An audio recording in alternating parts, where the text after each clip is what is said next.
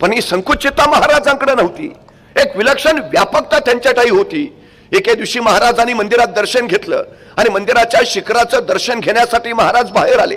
महाराजांनी शिखराकडे पाहिलं आणि महाराजांच्या लक्षात आलं मंदिराच्या प्रत्येक कोपऱ्यावर एक गोपूर आहे, पण उत्तरेच्या बाजूचं गोपूर बांधायचं राहिलंय. आणि महाराजांना तत्काळ वाटलं हे अपूर्ण राहिलेलं गोपूर बांधायलाच हवं. महाराजांनी आंध्र प्रदेशचे मजूर बोलावले, त्यांना सांगितलं हे अपूर्ण राहिलेलं गोपूर बांधून पूर्ण करा, किती खर्च येईल. मजुरांनी रक्कम सांगितली, महाराजांनी तत्काळ पैसे दिले, गोपूर बांधून पूर्ण करा.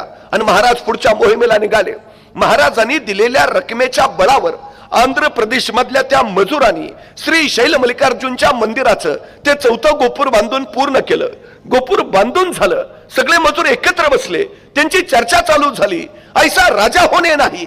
कित्येक आले गेले, कित्येकांनी मंदिर पाहिले, कित्येकांच्या ध्यानी आले चौथे गोपूर बांधावयाचे राहिले, पण बांधावे ऐसे वाटले कोणालाही नाही. ते वाटले फक्त छत्रपती शिवाजी महाराजांना. ऐसा राजा होणे नाही. या राजांचं अस्तित्व इथं राहायला हवं, या राजांकडून आपल्याला प्रेरणा मिळायला हवी. काय करता येईल. अनेक मजूर म्हणाला आपण असं केलं तर हे जे चौथं गोपूर आपण बांधलंय त्या चौथ्या गोपुरात आपण महाराजांचीच मूर्ती बसवली तर उत्तम उत्तम उत्तम. आणि आश्चर्य वाटेल, आंध्र प्रदेशच्या मजुरांनी वर्गणी काढली आणि श्री शैल मल्लिकार्जुनच्या मंदिराच्या त्या चौथ्या गोपुरात छत्रपती शिवाजी महाराजांची मूर्ती बसवली. महाराजांच्या जिवंतपणी महाराजांचं उभारलं गेलेलं हे पहिलं स्मारक आहे आंध्र प्रदेश मध्ये.